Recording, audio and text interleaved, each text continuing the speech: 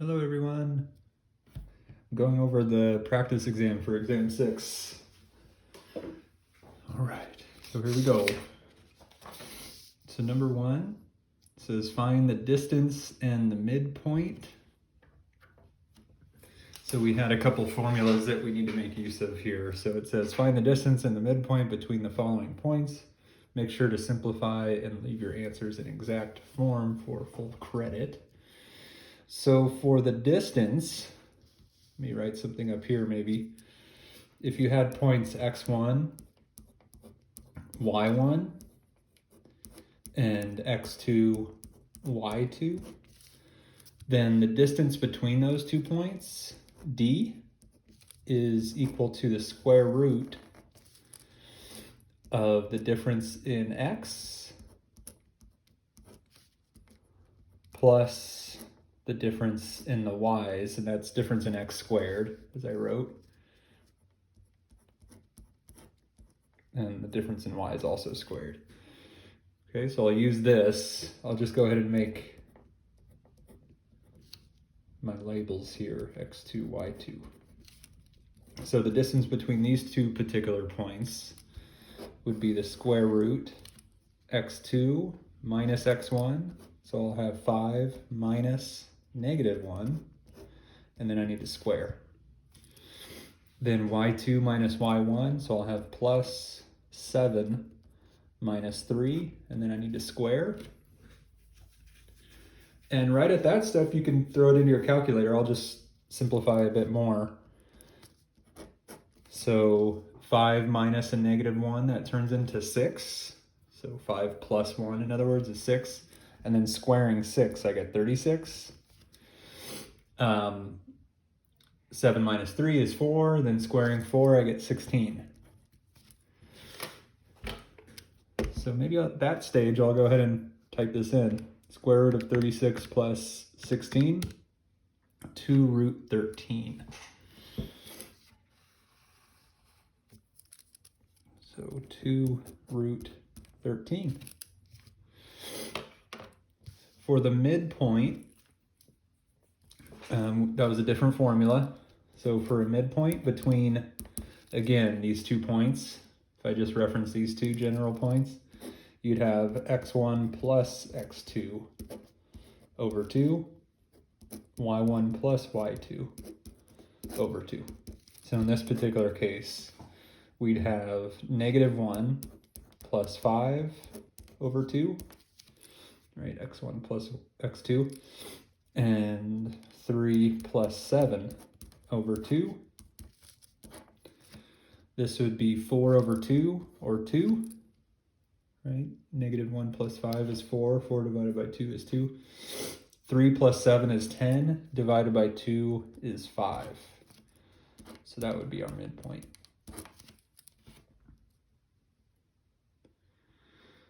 Okay, I'm gonna skip part 2. It's very similar. Of course, I'll have the key up.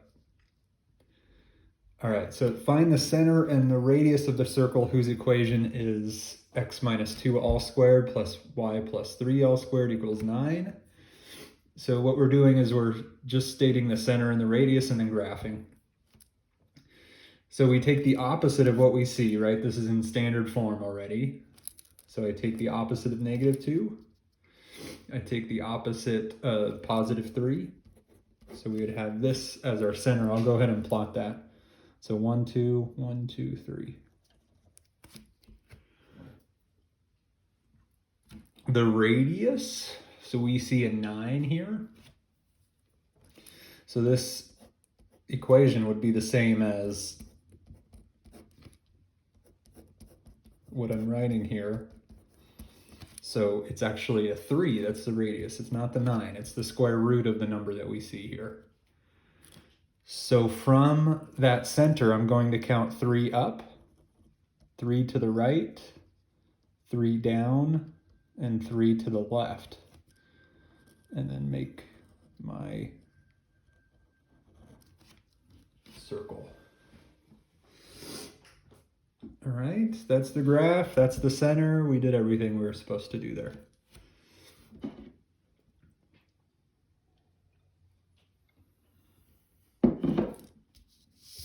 next.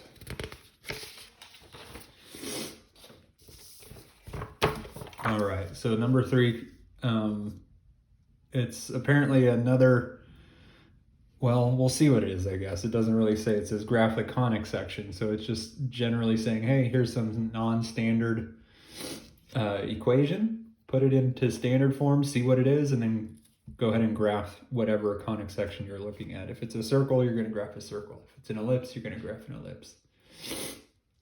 So it looks like we need to do some rearranging. Maybe I'll make use of some of this space. So x squared plus 6x, right? I'm just putting everything with x together. And then I'll write plus y squared minus 2y. Still have this plus 1 equals 0. Okay, so I'm noticing actually this piece, I believe, is already a perfect square, right? So if I factor, I'll need to work on the x's, but I believe if I factor this as is, we'll get y minus 1 all squared equals 0. So if you don't need to adjust anything, then that's great. You can just write it as a perfect square. The only thing I'll need to do is to adjust the x's, so I'll complete the square with respect to x's. So b equals 6 for that. Half of b squared equals 6 over 2 squared, which is 3 squared, which is 9. So 9 will be the number that I add right here, but also over here.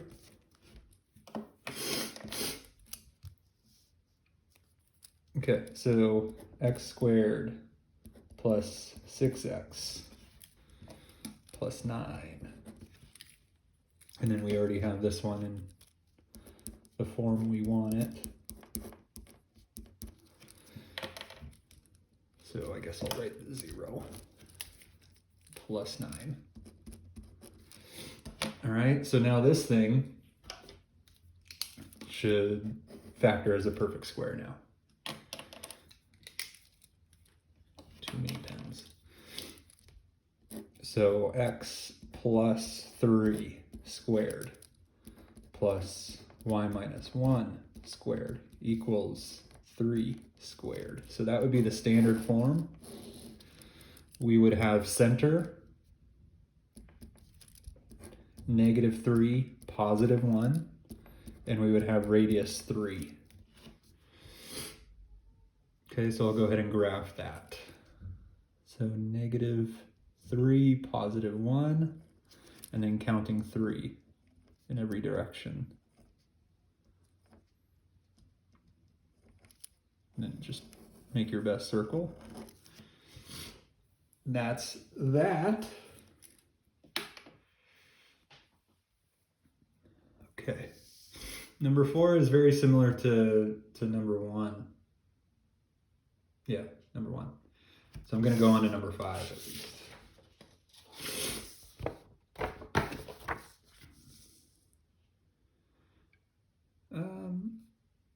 I guess I'll do number 5 and number 6. They're just very similar ones we've done. So this looks like a circle in standard form. The center then would be -5, +1, and since I'm looking at a 4, that means the radius is a 2. So I can find 1, 2, 3, 4, 5, and then +1, go up 2, over 2, down 2, and to the left 2. That's that. All right, here's one where it looks like we're gonna have to complete the square maybe. So I'll go ahead and rearrange things first. So x squared minus 4x plus y squared plus 8y minus 5 equals 0. So I'll just complete the square twice on this one. So for the x's, we have b as -4. So half of b squared would be negative 4 over 2 squared. In other words, negative 2 squared. In other words, positive 4 will be the number I add right there and also over here. For the y's, we have b as 8. Half of b squared would be 8 over 2 squared. In other words, 4 squared. In other words, 16.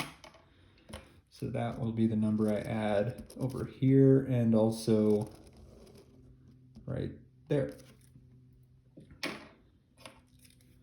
All right, so now to actually add those in, x squared minus 4x plus 4 plus y squared plus 8y plus 16.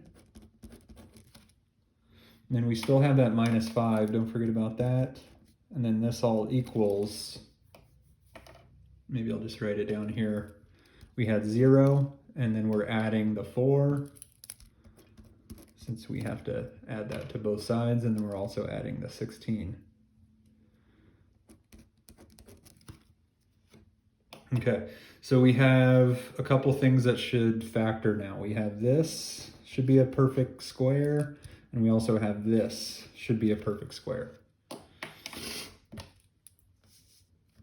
So x minus 2 squared plus y plus 4 squared equals, and then maybe I'll actually add the 5 at the same time too. So I'm kind of adding 5 to both sides, if that makes sense. So I'll have 25. Okay, so this is a circle again, and it's centered at 2, negative 4 with a radius of 5. So 2, negative 4, 2, 1, 2, 3, 4.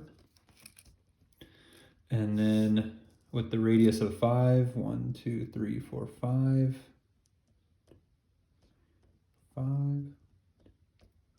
5, 1, 2, 3, 4, 5.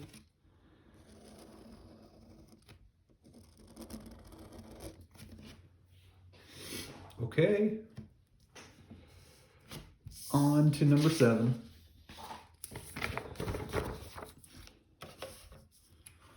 Number 7 says, write the standard form of the following equation, graph the conic section. So it doesn't tell us what type of conic section this is again. It just says, here's a non-standard equation, put it into standard form of some type, and graph.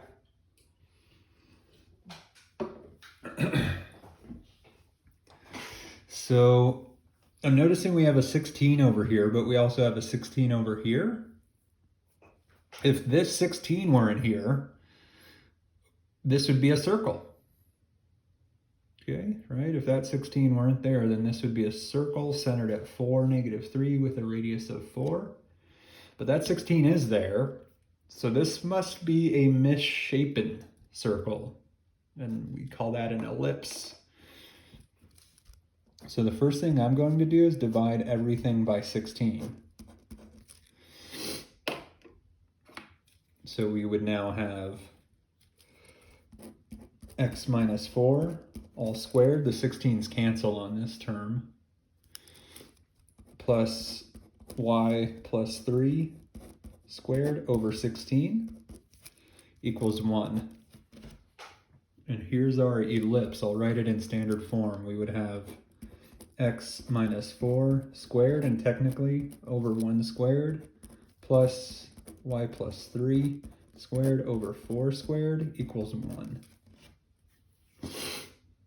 So we have an ellipse centered at 4, negative 3, and we have an A. In other words, how far we're going to count from the center in the x direction is going to be a 1. So we have A is 1, and we have B is 4. So this is going to kind of be elongated in the y direction. So let's go ahead and graph it. So 4, 1, 2, 3, 4, and then -3. So from that point, I'm going to count 1 to the right and then 1 to the left. Right, that's because the 1 is under the x, so that's why I'm counting in the left and right direction. And then the 4 is under the y, so I'm going to count 4 up. 2, 3, 4.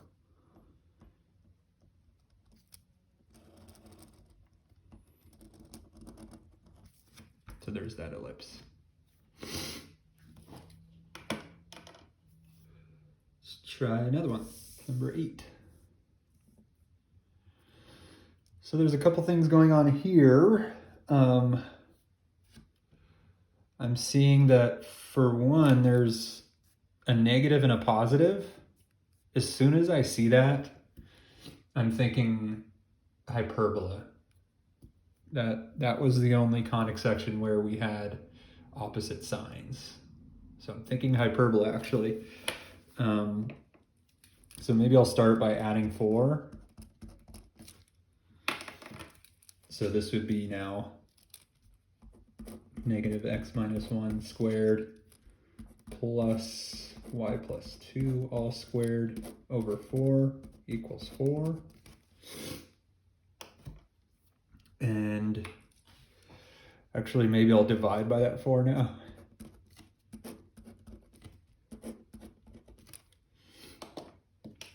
So we can write -x minus 1 squared over 2 squared.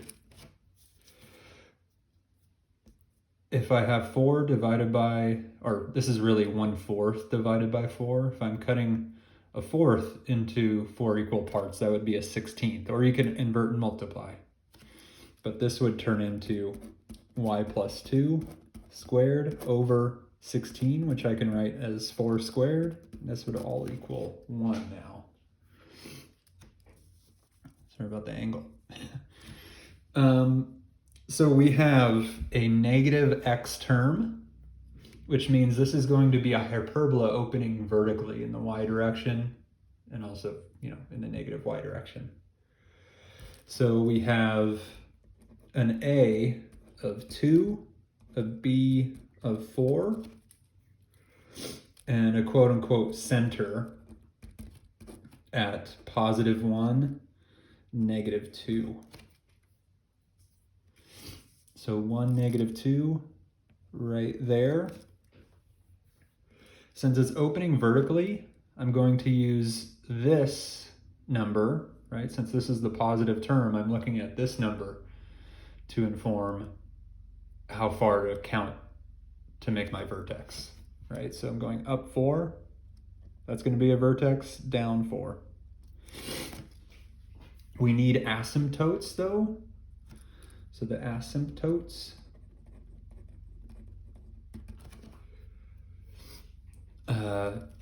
come in the form of y equals b over a x, and also y equals -b over a x. So we have asymptotes of y equals, so b over a, I'd have 2x, right? 4 over 2 is just 2. And also y equals -2x. So from this point, I count using the slope up 2 over 1, up 2 over 1. And then also down 2 over 1 using this slope. So I'm getting this type of asymptote and also this type of asymptote. So now I can kind of draw with respect to those lines, the hyperbola.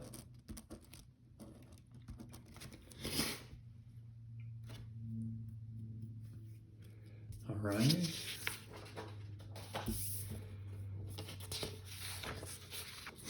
On to number 9. So here it says solve, and this is a nonlinear system of equations.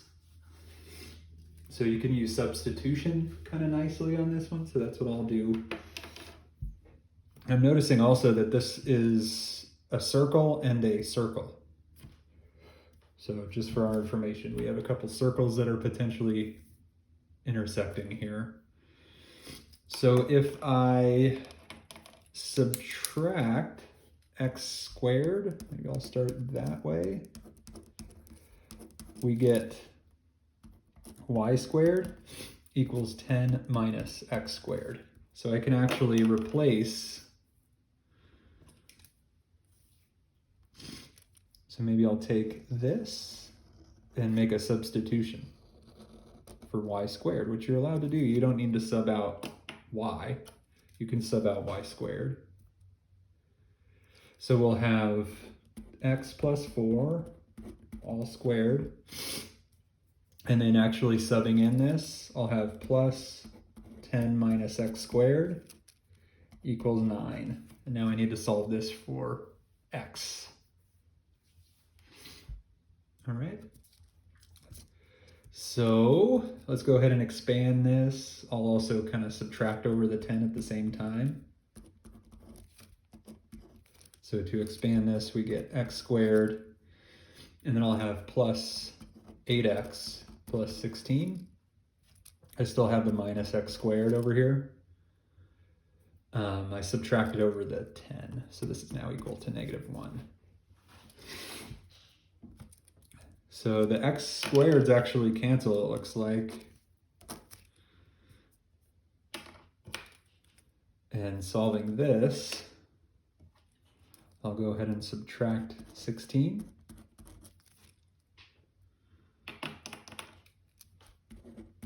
(8x equals -17).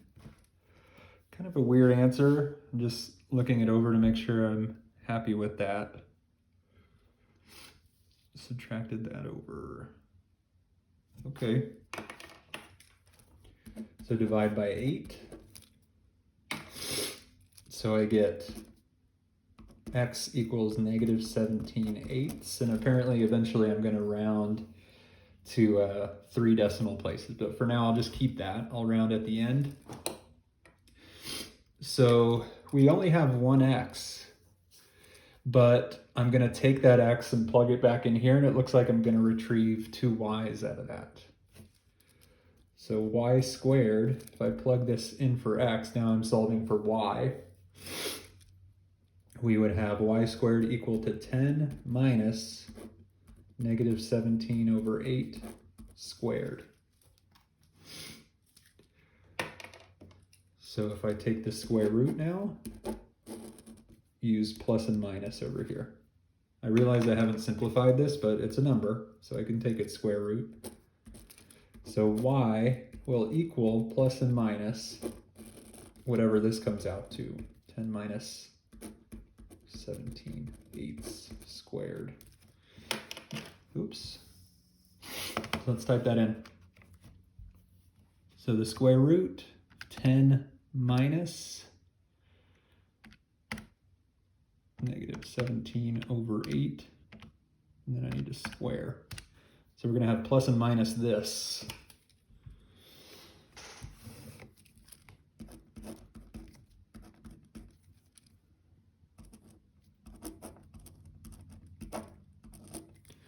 So that means that basically like y1 equals the positive version, and y2 equals the negative version. Okay, so what I'll do is go ahead and round this now. This is about to 3 decimal places. This is about 2.342. So this equals about plus and minus 2.342. And way back here we had x equals -17/8. Let's see what that number is rounded now to 3 decimals. Okay. Press S to D.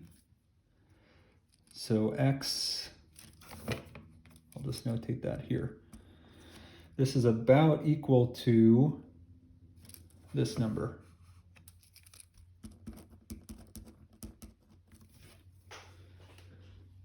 So now to write the solutions. So we have one of them as negative 2.125. That's our x for both. And then I'll write the positive case. And we have the same x with the negative case.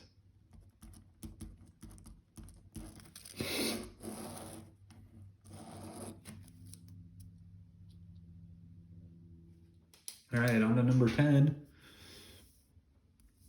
Here's that solution, by the way. I didn't know if that was going off the screen just now. All right. Number 10. We have, it looks like a parabola, right? That first one.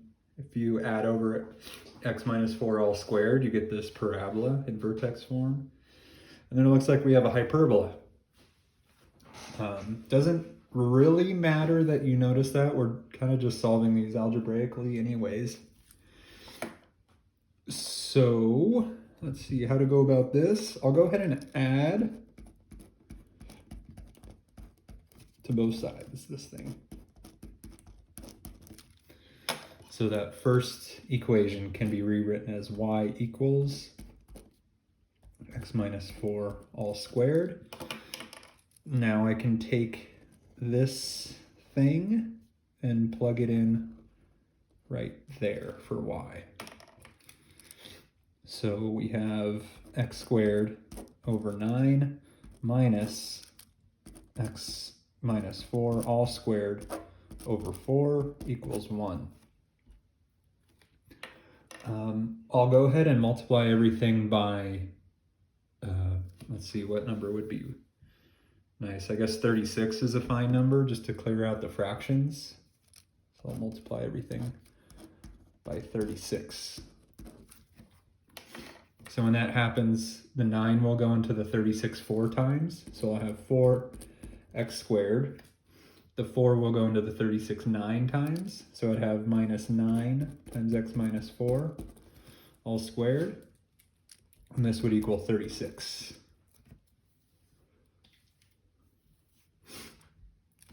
Expanding.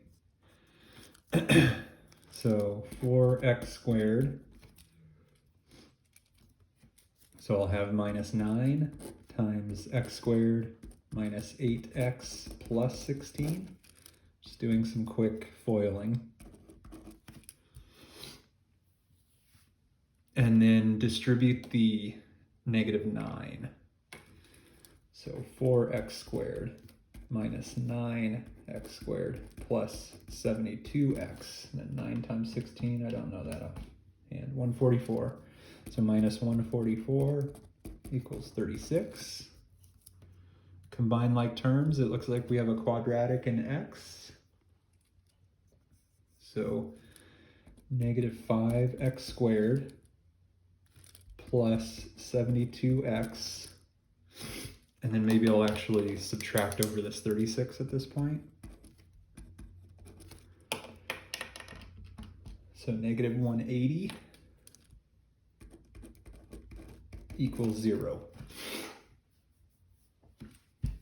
We're solving this for x. Eventually we're going to round answers to 3 decimal places again. So I'll go ahead and use the quadratic formula. So we have a as negative 5, b as 72, c is negative 180. So we'll have, maybe over here I'll do some more work. X equals the opposite of b, so opposite of 72, plus and minus. That's a plus and minus, not a t. The square root of b squared, so 72 squared minus 4 times negative 5 times negative 180, all over 2 times negative 5. So let's see what numbers this produces. So negative 72 plus the square root.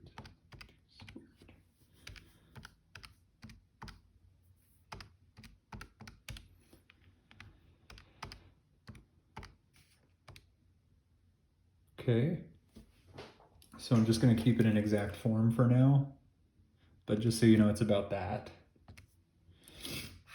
So I'm getting x equals 36 plus and minus 6 root 11 over 5. I'm just going to verify that real quick.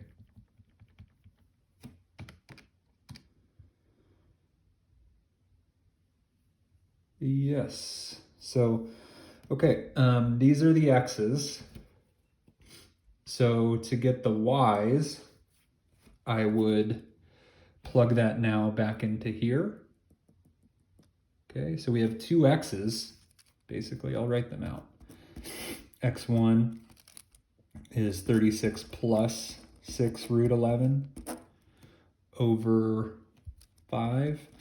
x2, 36 minus 6 root 11 over 5. So I'm going to plug those in and square to get my two y's, right? So I'm taking this answer, this is x1, so I'll go ahead and maybe over here I'll write y1, because y1 is going to come from plugging in x1, and I just don't want to get these things confused. So now I'm taking x1 and plugging it in over here to get y1. Okay, so let's go ahead and do that. So I'll use the answer button so I don't have to type this thing out again. So parentheses answer minus 4 squared. This will be y1. Kind of a strange number. I hope all this is correct. So y1 I'll say is about 51.552, right? And then I had x2. Sorry about all the sniffling, by the way. It's one of those days. 36 minus 6 root 11 over 5. So now I can use the answer button again. I'll find y2 by plugging in x2 into y. So parentheses, answer, minus 4, and then squaring. So I get about this number. So y2 is about equal to 0.608. All right, so I'll write these points out now. So we're gonna connect x1 and y1. X1, I guess need to figure out what that is to 3 decimals. So let me do that actually.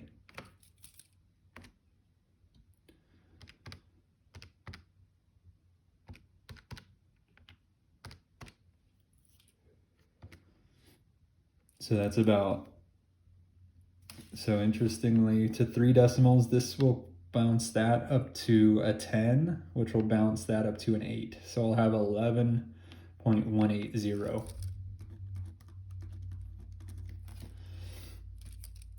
And then for x2, press S to D, we're going to have 3.220. So I'll write these as ordered pairs now. So we have one solution as 11.180. So that's x1. Match that up with y1.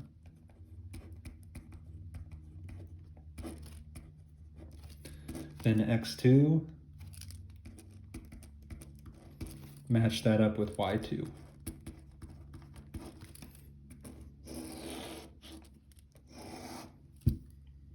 Okay.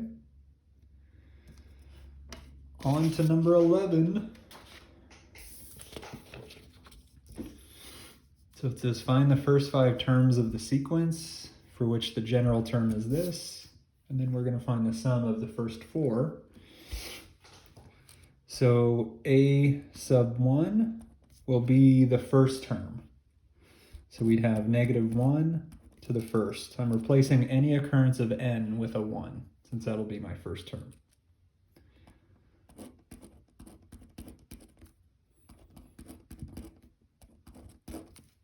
And you could type this in now if you want. Not too hard to do without the calculator, but -1 raised to the first times, parentheses, 2 times 1 squared, plus 1 minus 6 end parentheses. This is our first term.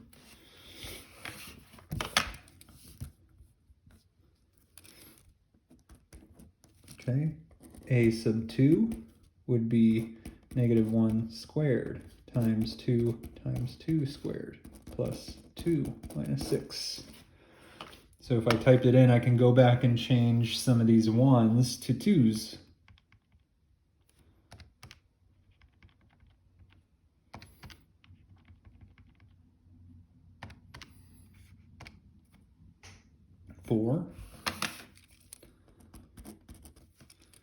A sub 3 would be -1 raised to the third times 2 times 3 squared plus 3 minus 6.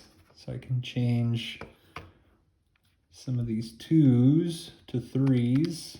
Just making sure I don't change all the 2s, because some of the 2s are inherent to this general term. -15 is our next number in the sequence. A sub 4 will have -1 to the fourth times 2 times 4 squared plus 4 minus 6.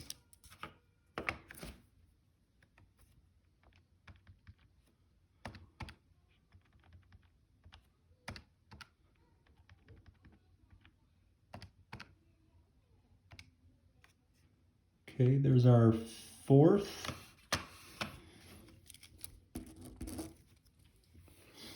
And so I'll start boxing these. This is what we're looking for. We just have to do one more since we need the first 5 terms. So a sub 5 would be -1 to the fifth.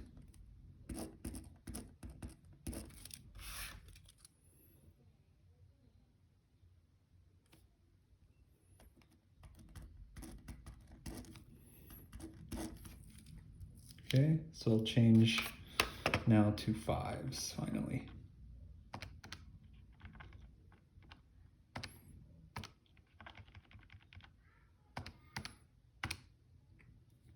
-49.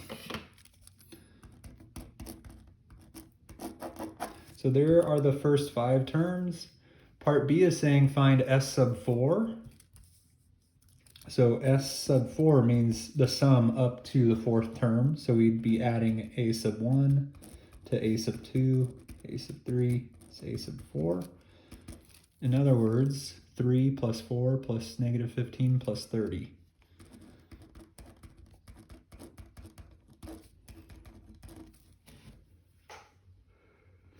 22.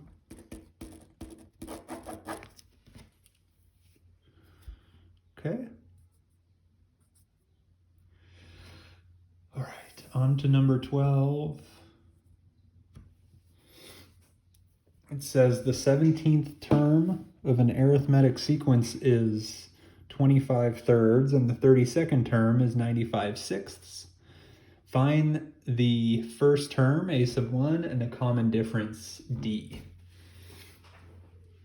So since it's an arithmetic sequence, there is this governing general term of a sub n equals a sub 1 plus n minus 1 times the common difference.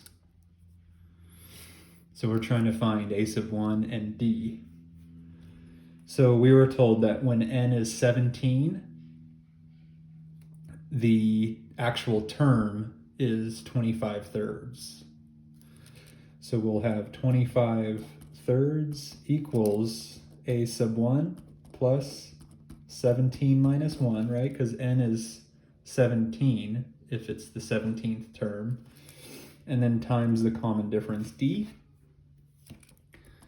This would correspond to 25 thirds equals a sub 1 plus 16d.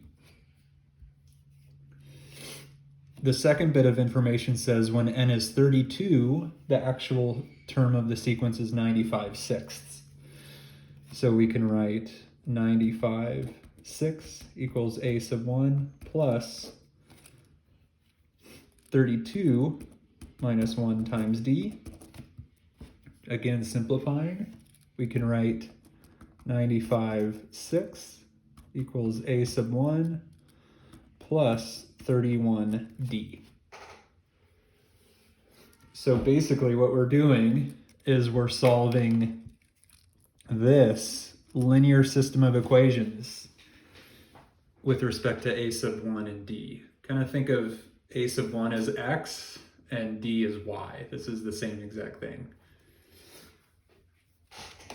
Okay, so we can use the substitution or elimination methods. I'll go ahead and subtract 16d. So we would have 25 thirds minus 16d equals a sub 1. So I can take this and plug it in for a sub 1 by that substitution method. Okay, so 95/6 equals 25 thirds minus 16d plus 31d. Okay, so combine like terms. This is going to allow us to solve for d. Once we know d, then I plug d in here to figure out a sub 1. Okay, so combine like terms, negative 16 plus 31. Negative 16 plus 31, positive 15. Maybe at the same time, just to save some room, I'll also subtract 25 thirds. Subtract 25 thirds. I'm running out of room here. Whoops. Sorry about that. Okay, so let's simplify finally. So I'm subtracting over that 25 thirds. So let's type in 95/6 minus 25 thirds, 15 halves. So I'll have 15 halves equals 15d. And divide by 15.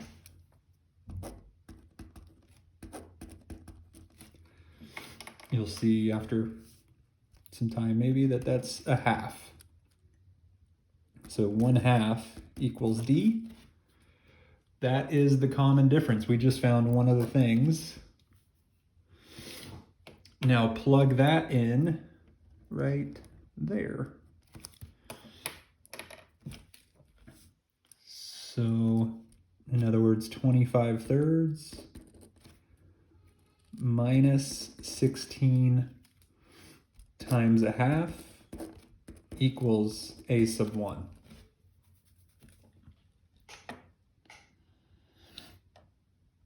Okay, let's type that in now. So 25 thirds minus 16 times 1/2.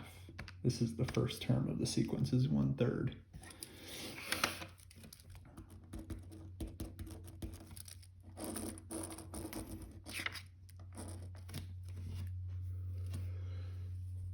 Okay, once we know that, we can write the first 5 terms of the sequence.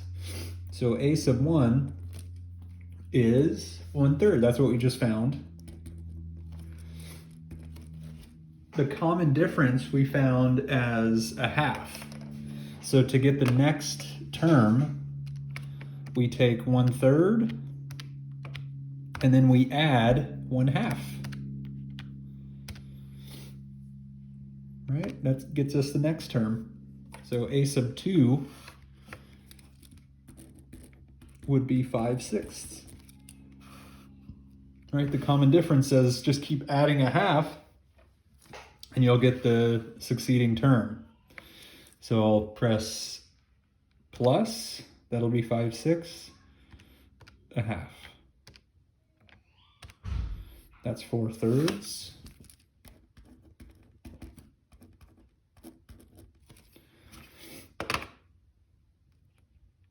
Okay, so 4/3 plus another half.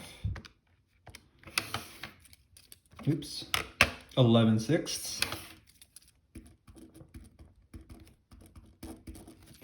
And then finally, the fifth one, I'm taking 11/6 and adding a half.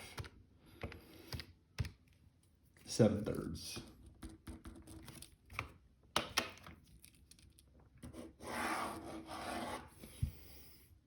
All right. Good luck on your test, you guys.